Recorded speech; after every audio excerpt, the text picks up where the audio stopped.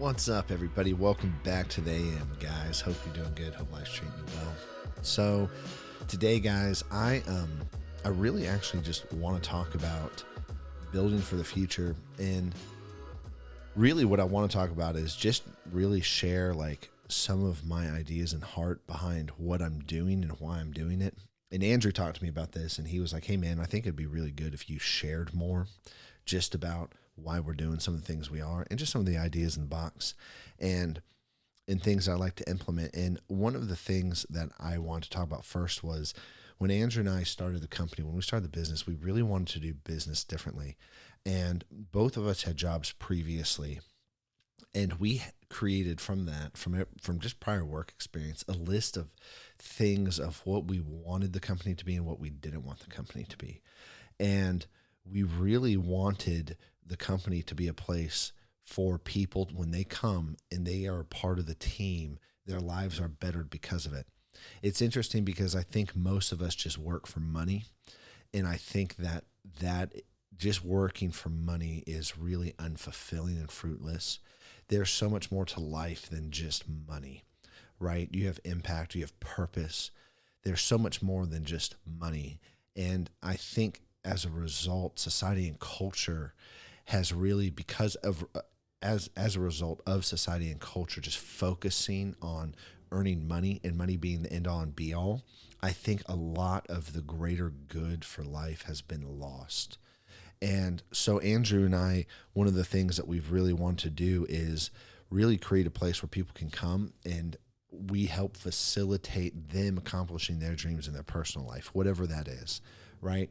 And we've walked through a whole process of, okay, cool. When people come on board, we go through a whole discovery process to really understand why they're here, to really understand what they want to accomplish in life, to really understand who they are, what they love, learn about their families. And we walk through all this. And that is actually one of the best parts of the job. And one of the best parts personally for me getting involved in learning just about other people, because at the end of the day, and I've said this a lot, that business is all about people. And if you forget the people, then you really don't have business at all. And you can look at a lot of tactics to where there's greed, there's addiction to making money, right? It's interesting to me how people can become addicted to making money and just playing the game. And then the moral character is gone.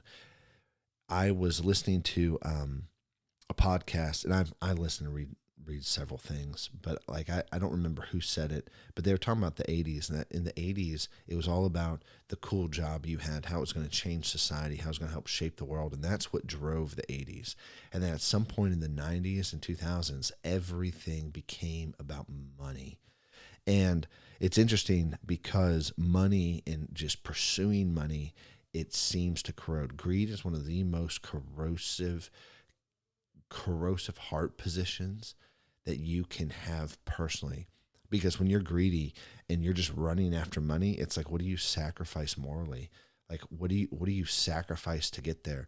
I listened to Dan Martell, and he talked to me. He didn't talk to me personally, but he was talking just about what it cost him when he first started, and things that like were costly, right? You've listened to so many businessmen that when you're just running after success and money and time just goes, your family goes, all these things that are actually really valuable at the end of the day that you're going to want, you lose when you're just focusing on money. And I'm not saying you don't have to pay bills. I'm not saying that you don't have to actually think about your future plan. Like I'm a big proponent of all that.